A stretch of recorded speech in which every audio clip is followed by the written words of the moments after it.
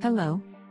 In today's video, we'll look at what higher inflation means for you in your everyday life, and what you can do to make sure you're least affected. The very good news is that after the COVID, the economy has suddenly started to pick up. The problem is that a recovery in the economy is inevitably accompanied by a recovery in inflation, and central banks are constantly taking steps. Macroeconomic data is being published in many places. You've probably heard the news about interest rate hikes, but it is less about you. That's why we'll now look at developments from your perspective. Let's start by running through the scenario if you have an investment. This is an overview, and by its sheer size it is not suitable for making an investment decision. If you are looking to buy or sell, this may be useful information for you, but make a decision that is appropriate to your situation. If you ask, a licensed member of our staff can help you answer your questions. To contact us, you can find a link in the description. The most important thing to look for in investment is whether your money will keep its purchasing power. You can buy a certain amount of products with your money at the beginning of the period. If the investment allows you to buy more at the end, it was a good investment. If less, it was a bad investment. This is why bank deposits are forgettable in this respect. They do not serve this purpose. They were never really suitable for building up capital, or at least keeping what you have at a value. Today we will look at bonds and equities, and we will also touch on real estate. Using this logic, you will know, at least in order of magnitude, what you can expect from other types of investments. Let's start with bonds. Let's look at what is happening now, using the example of the United States, which accounts for a large part of the world economy. The chart shows the 5-year government bond yield. The maturity is just an example. You would see a similar pattern at other time horizons. You can also see that interest rates have been falling steadily since the 1980s. And there is no meaningful increase in this now. If you look at the level of inflation, also in the United States, you can see that also in the 1980s there was a fairly high level, and then it has slowly come down since then. The two curves are in synchrony. The only exceptions to this are the recent events. In fact, the level of inflation is now well above the yield on government bonds, not only overseas but in many other places, including here in Hungary. The yield on government bonds is also important for corporate bonds, since government bonds are the benchmark against which corporate bonds are measured. The bond embodies a debt, and the credit rating of the issuer is one of the factors that weighs heavily in the assessment of a bond. For a company with a better credit rating, the yield will be slightly above the yield on government bonds by a minimal amount. A company with a poorer rating will offer you more, but it will also have a higher probability of bankruptcy, in which case you are very unlikely to get anything.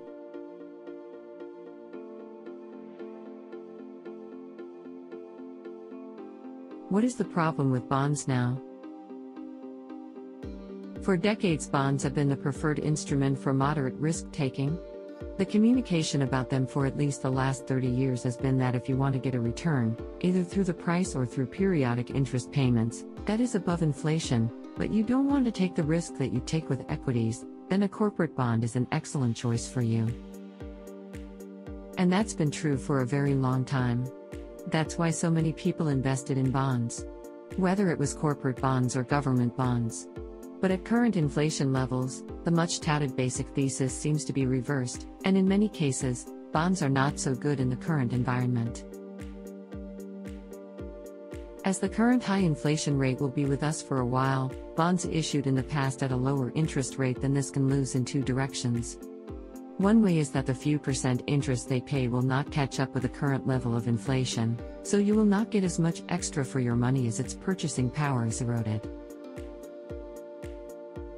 Under the topic of the duration, you can learn how the market interest rate affects the price of bonds already issued, but since that is not our main topic here, we will just give you in a nutshell. When the market rate increases, it typically causes the price of bonds to fall. The longer the remaining maturity of the bond, the stronger this effect. And that's what you're going to experience now with rising inflation. It is logical to ask whether government bonds are a good idea. The same effects will apply to fixed income government bonds as have been said so far. That is, if you choose this, you will have fixed interest for as long as the maturity. This may not be a good idea for rising yields. With a government bond, you are lending to the government, but this is not a productive enterprise. It can't produce interest. Its only solution is to inflate that money if it doesn't want to go bankrupt. In other words, you will not be able to get any more value for your money. The other question is how good an idea it is to choose an inflation-linked interest rate of any bond type. You're already a notch better off with inflation tracking interest rates, as they track the rising expected rate of return. So their price will not be as negatively affected by rising inflation. Also, your losses are less, in terms of purchasing power. But that doesn't mean that this choice is a wild card for everyone. The level of inflation is adjusted to an average basket of goods, which was 6.5% according to the October report of the Hungarian Central Statistical Office. If you look at some of the products you'd find in the average household, here's what you'd see between the average prices in October 2020 and October 2021. While these are just a few examples, you'll see price increases in many places that are far more than 6.5%. If for you these are basic, everyday consumer goods, then the interest rate on a government bond is not enough to hold your money its value. This is why particular care is needed when choosing bonds, to ensure that you have an asset in your investment basket, and in a proportion that will benefit you in the long term. For equities, the high-yield outlook is likely to be with us for a while. The dynamic rise in share prices was and still is virtually universal, thanks to the almost simultaneous appearance of financial stimulus from governments globally. What money could not be used immediately sought and found its way.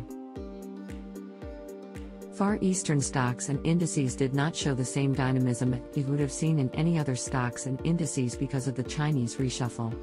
Although China is going through a bit of a bumpier phase, if you are not planning for the short term but for the medium or even long term, fundamental analysis suggests that there is still significant momentum in them. And in other areas, growth stocks have been the ones that have really seen a big price change. In the October investor overview, it was already mentioned that on the one hand, they were overwhelmingly the ones that delivered and thus generated income during the quarantine, and on the other hand, the discounted amount of long-term cash flow was boosted by cheap financing in a low-yield environment. This allowed the company to seem more valuable. If you want inflation to have as little impact as possible on the purchasing value of your money, you can choose from a number of sectors that can show significantly higher growth than the current or realistically expected level of inflation. Pay particular attention to diversification, so standing on more than one foot in the market. Although if you are looking at this year or early next year, there is likely to be significant momentum left in almost all equity market players, it is not known how long this will last and in which sector. This definitely brings with it a danger. And because of the ETFs. Make no mistake, neither growth stocks nor ETFs are the wrong direction, they are just not perfect. Currently, technology companies are overweight in equity indexes because of the significant price rises they have achieved in the past. The basic logic of an ETF is that it automatically follows the composition of part or all of a given index. So it also buys overvalued stocks. Since there are a large number of index tracking funds, there is not only one or two which will track the stock indexes. As long as there is only a pause in the price increase, there is no problem in my view. At most, the price of the index tracking fund will not continue to rise. If the price of technology companies were to fall for some reason, their weight in the equity indices would also fall. These funds will automatically start selling stocks with a declining weight. Increased supply will lead to further price falls. You may have guessed that the direct consequence of a falling price will be a falling weight, which the ETF will automatically track. That is, it sells more shares, and the circle is complete. Diversification for you here does not mean not buying ETFs. After all, there is no problem with the ETF, what it sold, buy something else that's going up in value instead. Here you need to look for a healthy balance between different stocks and other assets. Let's also say a few words about real estate at the end of the investment block. If you want to invest in real estate yourself, you can do it yourself completely directly by buying a house. During the quarantine period, there was a slight dip in prices, but as this period has passed, a revival in demand and a significant rise in the price of building materials has boosted property prices. I would recommend this route if you know what you are doing, as it makes a difference which property you buy. You can also invest in real estate through a real estate investment fund. Then you have the advantage of having a lot of real estate without having to invest billions, and that much real estate is managed for you. You can see that they have had a nice growth in the last 3 years, even though there were difficulties during the COVID period. You may ask yourself whether you will need an office building now that the COVID has taught many companies the concept of home office. My view is that offices will be needed in the same way, but in a slightly different way. There will be at least 2 things that the recent change in attitude will bring. One is that the way in which the office is used is likely to change. Until now, the priority has been to make the most efficient use of square footage. In other words, a lot of people were crammed into a small space. But now, because of the COVID, many people want to keep social distance as a priority. This requires either a bigger office or the same size, but some of the staff will work from home. From the property manager's point of view, both mean that they will need their office. The other change will affect which office will be needed. Up to now, it has mattered that the office building must be attractive. Because of this, a lot of glass was used and there was no concern about whether it was economical in terms of energy consumption. The current trend is towards green solutions and sustainable development, which also places new demands on office buildings. These buildings are a visible contributor to greenhouse gas emissions, and the demand for more environmentally friendly office buildings is expected to increase in the coming periods. Companies that invest in them are likely to end up with better results than those that do not. Now let's look at the case if you have credit. For short-term loans such as overdrafts, credit cards, commodity loans, or any other loan where the total term is 1 to 2 years, the bank will typically tell you at the beginning what interest rate you can expect. In this case, it is important to avoid overborrowing. In the current situation, overborrowing doesn't just happen when the bank already says you're in trouble. You need to be prepared, as these loans typically run at high APRs, but if your income falls for whatever reason, you will have to repay these loans anyway. Use them responsibly. Just because you have them doesn't mean you have to use the maximum. Another type of loan is a mortgage with a much longer term. Here we are talking about terms of up to 20 or even 30 years. An important factor for mortgages is the interest period.